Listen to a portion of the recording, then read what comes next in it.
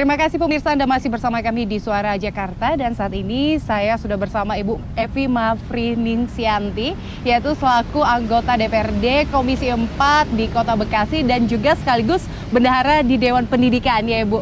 Dan saat ini kita mau omongin tentang bagaimana nih tentang kekerasan yang ada di pendidikan seperti itu. Nah, Ibu Evi sendiri tanggapannya bagaimana nih tentang kasus yang beberapa waktu lalu memang terjadi di SMA Negeri 12 Kota Bekasi ya Bu ya?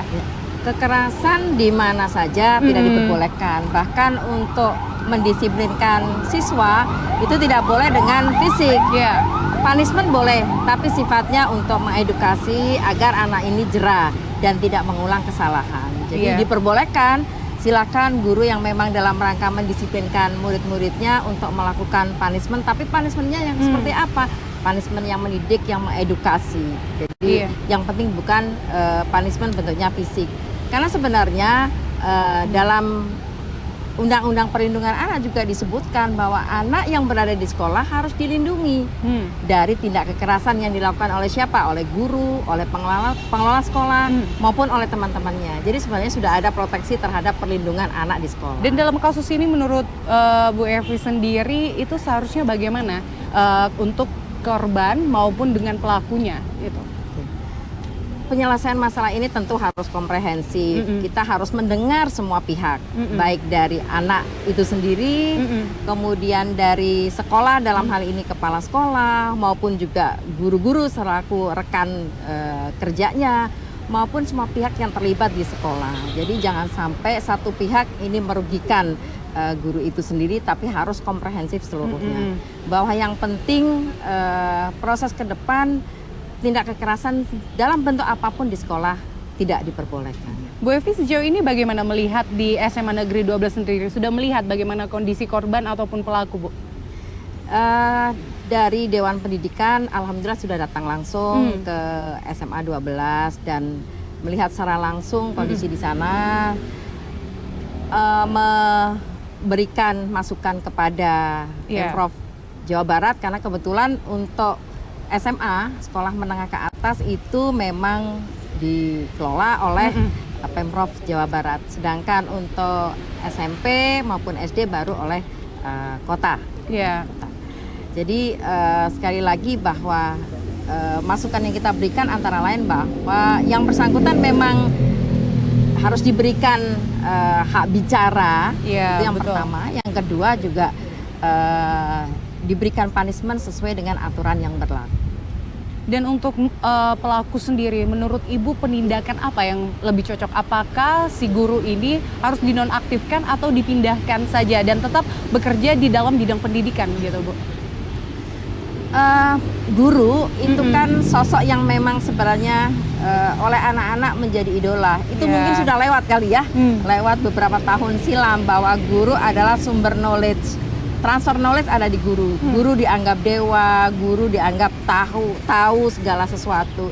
Tapi sekarang eranya sudah beda. Artinya bahwa anak-anak sekolah itu tidak selalu dapat informasi itu dari sekolah, dari guru, tapi juga dari banyak informasi yang ada, baik lewat smartphone maupun lewat media cetak, media sosial dan sebagainya. Artinya karena ini kemudian rekrutmen guru ini juga harus dirubah polanya. Artinya guru itu juga harus memiliki tingkat kestabilan emosi yang baik ya.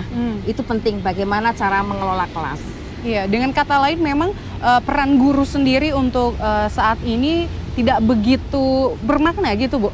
Bukan atau tidak bagaimana?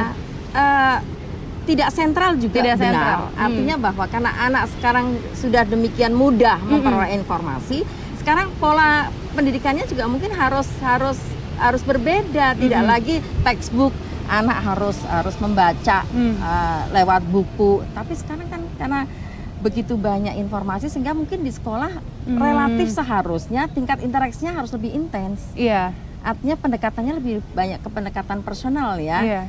Karena sekolah sejatinya kan tidak sekedar transfer knowledge, tapi juga pembentukan karakter, pembentukan sopan santun, kasih sayang. Dia harus punya empati kepada kawan, harus punya empati kepada lingkungan. Iya. Ini penting. Jadi proses dalam pendidikan itu tidak serta-merta hanya sekedar memberikan ilmu saja. Iya. Tapi lebih luas adalah bagaimana anak-anak ini nantinya setelah lulus juga punya kepribadian yang baik, punya kestabilan emosi yang baik juga. Iya. Bu Evi sendiri sebagai Dewan Pendidikan ini, menurut Bu Evi bagaimana sih cara membentuk perilaku anak itu supaya lebih disiplin, menghargai orang lain? Karena kan kalau kita tahu respon dari si guru tersebut, jikalau memang hanya karena keterlambatan saja, mungkin seharusnya tidak demikian seperti itu. Berarti ada yang lain yang memicu dia harus melakukan tindakan kekerasan seperti itu, Bu Evi. Keberhasilan pendidikan di sekolah itu tidak hanya tergantung dari guru, tapi ada stakeholder ekosistem pendidikan. Apa ekosistem pendidikan?